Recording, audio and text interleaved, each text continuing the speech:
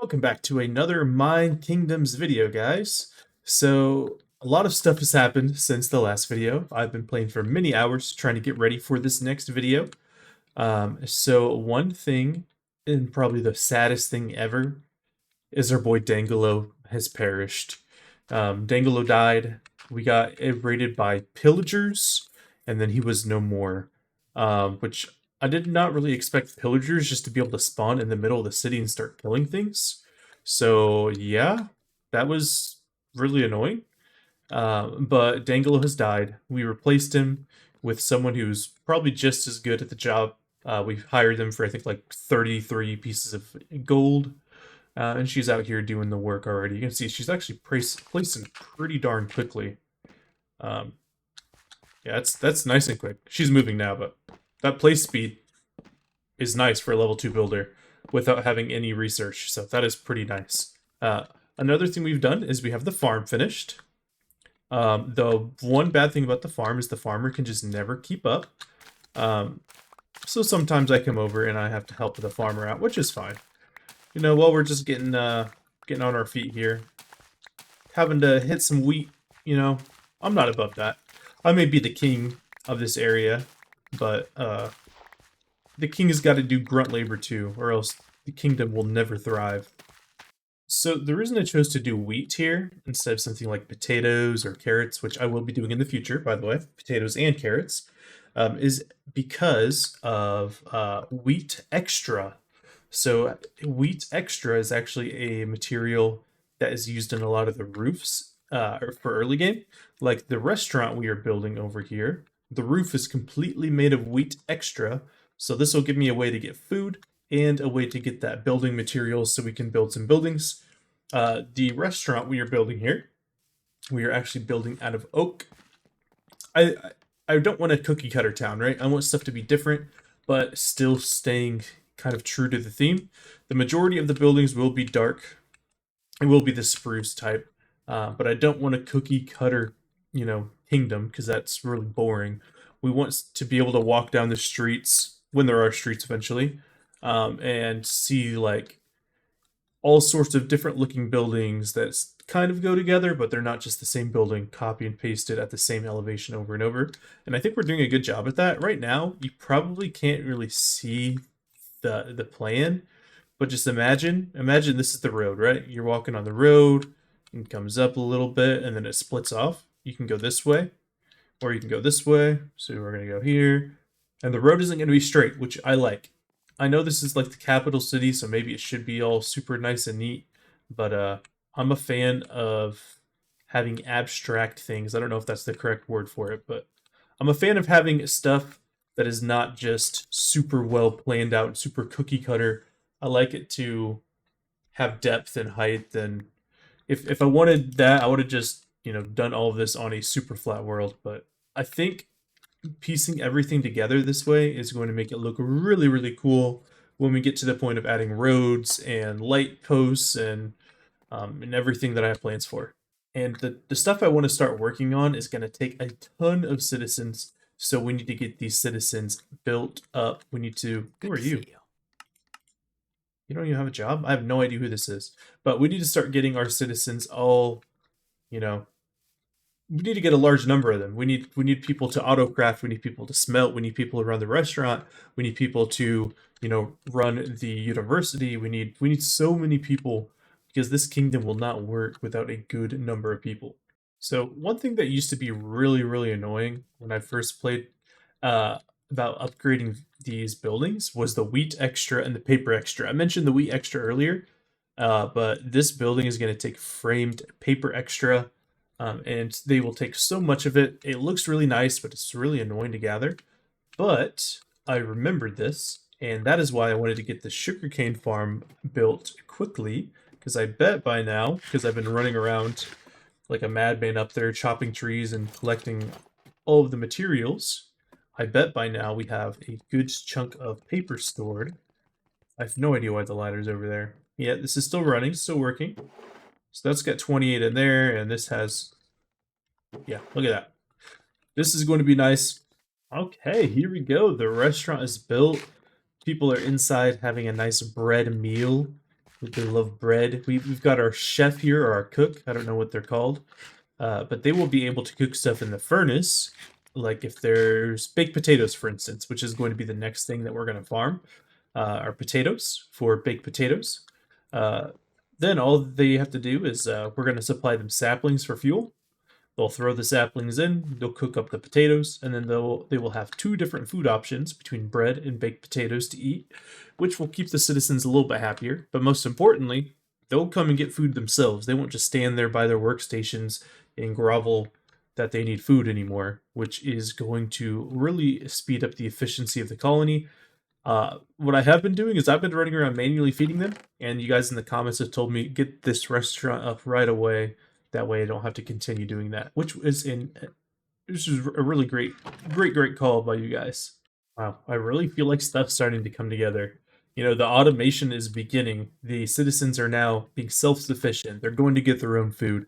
Our courier's running all the tools that they need. When we build new buildings, it really does not take very long anymore because the courier is able to just hit the warehouse, bring the stuff in. I'll kind of show you guys what I've got going in the warehouse right now. We just have tons of different blocks, all crafted, slabs, stairs, all that. We are getting some stuff from the miner. Looks like we're getting some copper and some coal. And speaking of the miner, let's go check out what he's done so far. So he has dug down quite a few layers. Let's go down and take a look. And I think I need to level him up, and then he'll dig down even further. So that needs to get done pretty soon. But before that, food is still a priority. I think that we're gonna upgrade the farm. I don't know. I don't know if I should upgrade the farm or the mine next. I'm almost out of like my iron and everything that I've been working with, so I might go with the mine next. I don't know. The thing we're gonna do next, while our citizens do what they do, is we're gonna do a little bit of a different thing here. We're gonna become the Wizard King. So we're gonna make ourselves an Ironbound Tome, which is a pretty basic spell book from the Iron Spellbook mod. We are going to find our spell table thingy. It's around here somewhere. Oh, we're gonna need some of this stuff as well here. But we're gonna find our spell table, and we're gonna start figuring out how this this mod works, because I really do not know.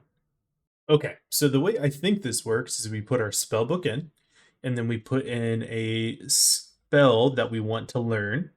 So like we have uncommon ink and common ink. So I think we can only do uncommon and common spells. So like recall. I don't know what this does, but maybe we'll try that. We'll definitely won't be able to do that yet. Common. Guiding bolt. Here we go. A holy damage. And then I think we just hit this. And I think it took some of our ink. I don't exactly know. But sure. Maybe we just try to throw this in there. Will that work? Oh, wait. Wait a second. It just lets us put whatever in. Angel wings? That sounds cool. How do we use this? Let's look at the settings real quick. How do I use my iron spell? A quick cast. V is to cast select spell. Left or R opens up the wheel, and then V. Oh, that gives me like the elytra effect for a minute. Okay. Okay.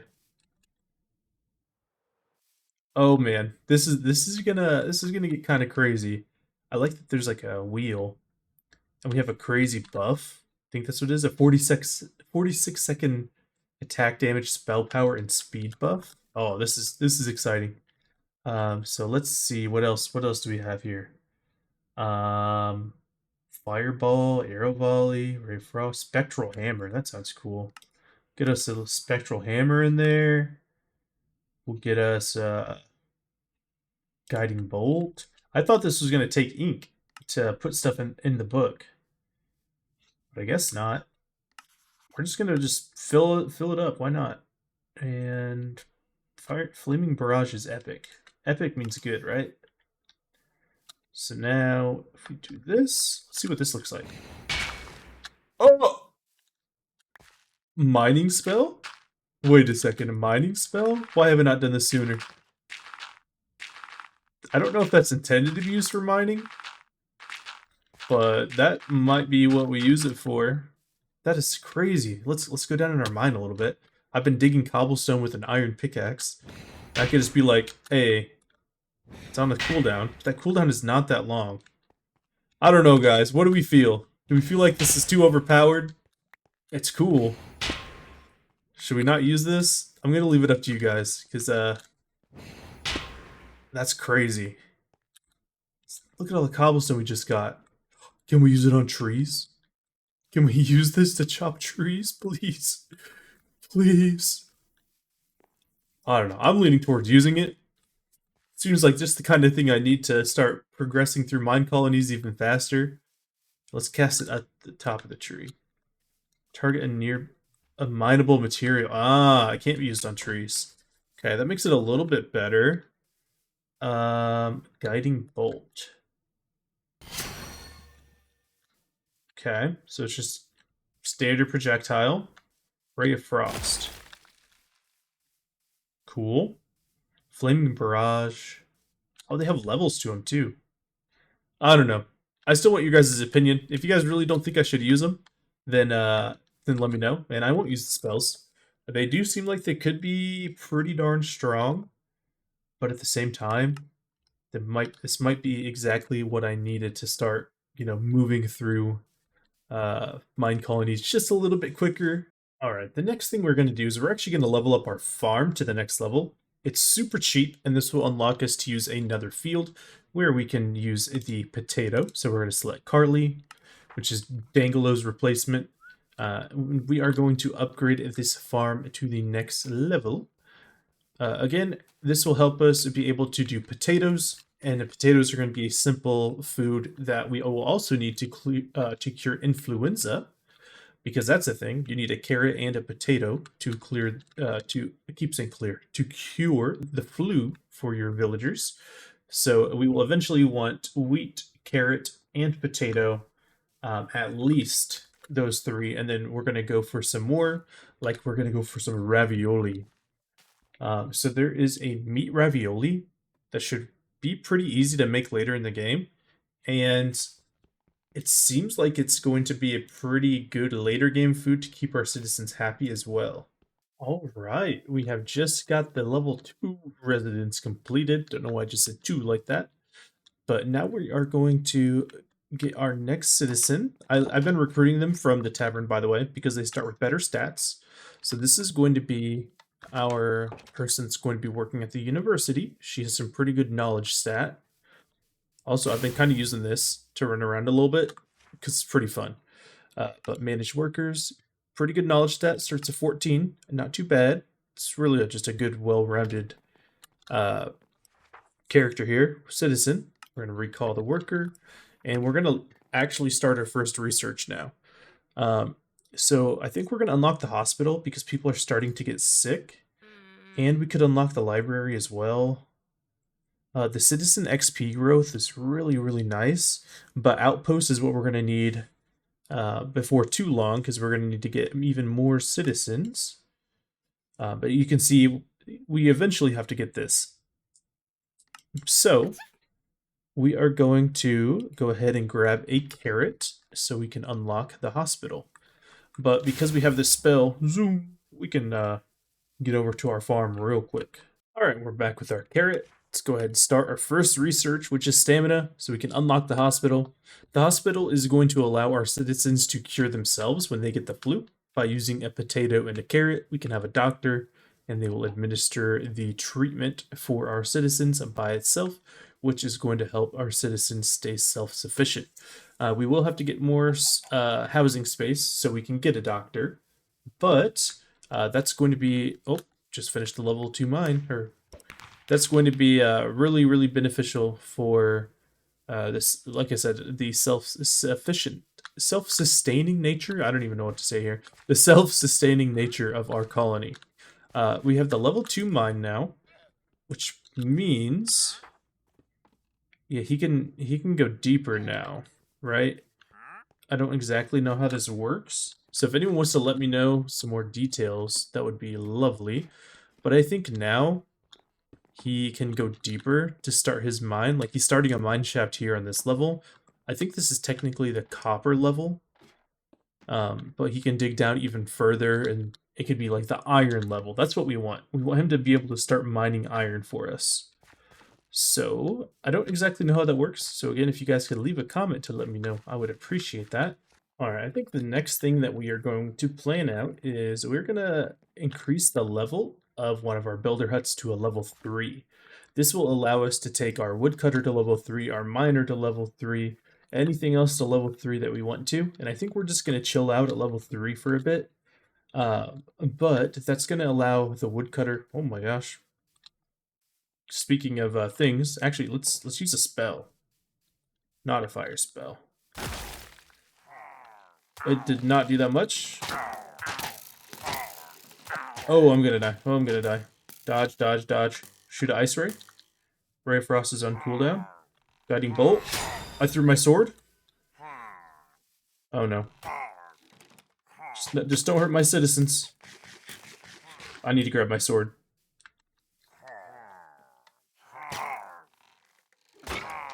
Okay, we took one out. We're so low. Heal, heal, heal. We can use our flaming barrage.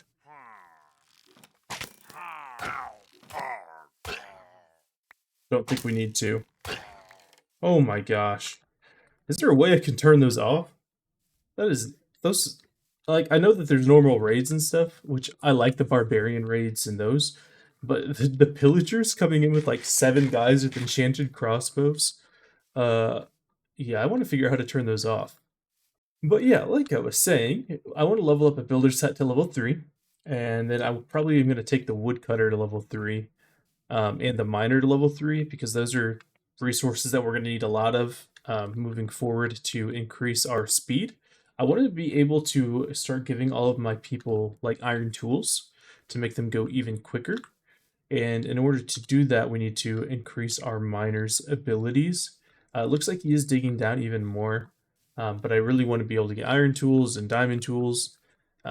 And that way we can just build stuff so much faster. And we are actually going to have, not managed worker. This is my better builder set, but they're busy building something right now. So we are going to actually have Elsa come over here and do the upgrade, which is kind of funny that Elsa is going to upgrade not her own builder's hut. But our other builder is working on increasing the level of another residence over here. And we need to keep residents leveling up. That way we can keep getting more and more citizens in our great kingdom. But I hope you guys can really see how stuff's coming along. We've made a lot of good progress today. The farm and the restaurant and the upgraded miner are going to be huge. I believe the miner can now start to get iron, but we need to keep leveling it up so it can get diamond. And you know, just having automated diamonds from a miner would be awesome. So anyway, please let me know what you guys think of the series so far. Do you like what we're doing? Do you think we should be doing something else? And what do you think of the spells? Should we lessen on the spells? Should we get rid of this mod, because it is kind of strong with the nice big bonk hammer? But thank you for watching this video, and I hope to see you in the next one.